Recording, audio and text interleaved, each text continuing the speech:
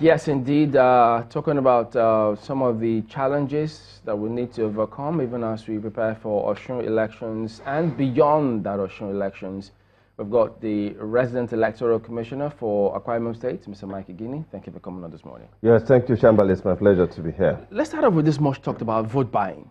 We know that INEC, they say they're taking certain measures, particularly for this forthcoming election, to see how they're going to nip that in the bud. And as such, they have announced that phones will not be allowed in the polling booth itself. But there are those who are a little cautious. They think the way things work sometimes is when this kind of announcement comes, people internalize it differently. Some say no phones at all when you're going to cast your elections. And some fear that the police may see you making a call or using your phone or just holding it and then clamp down on you. Could you break it down for us? What exactly does INEC want to do here? Thank you very much.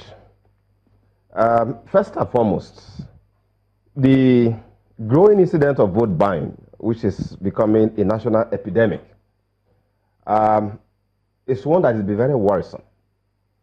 But Nigeria must also know that what is happening now about vote buying is a consequence of the effort of the Commission to return power to the Nigerian people in terms of the innovations that have taken place since 2011 that have now been taken to a higher level under the current leadership.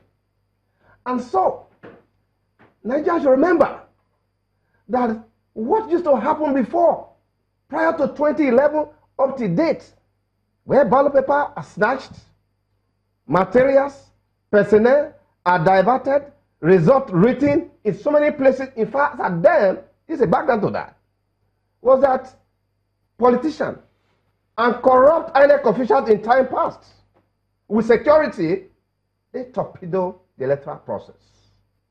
The refrain was that the vote do not count. But there has been a paradigm shift of innovation, of integrity to the electoral process. And what is now happening? You no longer hear about INEC officials again. All the issues you're talking about have not to do with INEC now official was responsible for it. No, you don't see that anymore. But what is now going on is that the elite, the political elite, have decided to target the buyers, the voters, that we have said we should return power to. It's on the basis of this problem, the fact that the ballot system is being debased in Nigeria with far-reaching consequences, that the Commission decided, after various consultations with stakeholders across Nigeria, that, look, whereas we have over time encouraged Nigerian people to take ownership of the process by being more open, creating platforms like the CCC Contact Center, the WhatsApp, Instagram, Facebook platforms for Nigerian people to always on real time interact with the Commission. That we have also now seen how that is also getting counterproductive. That at the ballot, the cubicle at the polling station, people now use telephones to snap the choice that they have made, the ballot paper, and I show it, or go to somewhere to collect money. It was based on that. That in fact, in this Osun, for instance, on the 9th of August, this last August here, after the conclusion of the primaries and all that things, at the stakeholder meeting, that where you had all the party and the candidates, today you have 48 candidates participating in this election.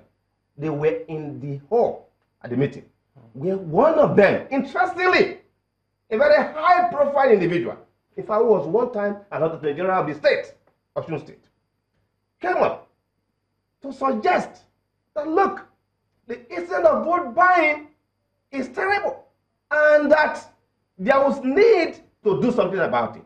And he suggested that, look, within the period when you are within the polling unit, the use of telephone should be excused for that short period. Is it polling unit or in the polling booth? In the polling, listen, once you come to the police station, you come with your telephone, okay? But the moment you have been accredited, you have been given a ballot paper, you proceed to the cubicle to make a choice of who you want to vote for. And from that time when you are expected to fold it, you must fold it before coming out to cast it in the open. Within that short period of about 2 to 3 minutes, we are saying that let us not allow the use of that phone for the purpose of snapping it. And what the chairman has said is in line with the constitution of the land, the electoral land in particular. For example, Section 24, Section 25 in particular, subsection 1 and 2 stated clearly that no individual, clearly, Section 25, subsection 2, that no individual is allowed to communicate in any form, by any means, is in the Electoral Act. The choice that has been made by a voter to any person. But that's a closed ballot system.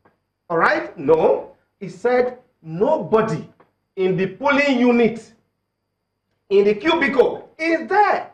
You've got to read it.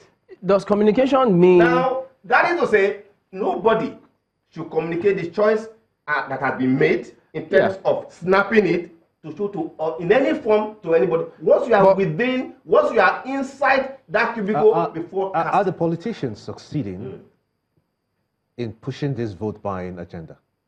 No, but first and foremost, let us get the clarification very well. No, but are they succeeding? No, they cannot succeed at all. And I will tell you so many things why they cannot succeed.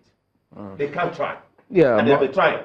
So what the commission has decided... Yeah, but isn't this loosely used? If you say no person shall be allowed to communicate, does that... I am quoting the law. I'm not talking about opinion now. Yeah, that's what the law says. Was it specific? Did it say that you are not allowed to use your phones in that polling booth? Because if I go in with my phone, it doesn't necessarily mean that I'm communicating at that point in time. No, the point is that when you go with your telephone and it's in your pocket, you are not using it, there's no problem with that. What we are saying is that the moment you enter the polling station, you have been given a ballot paper.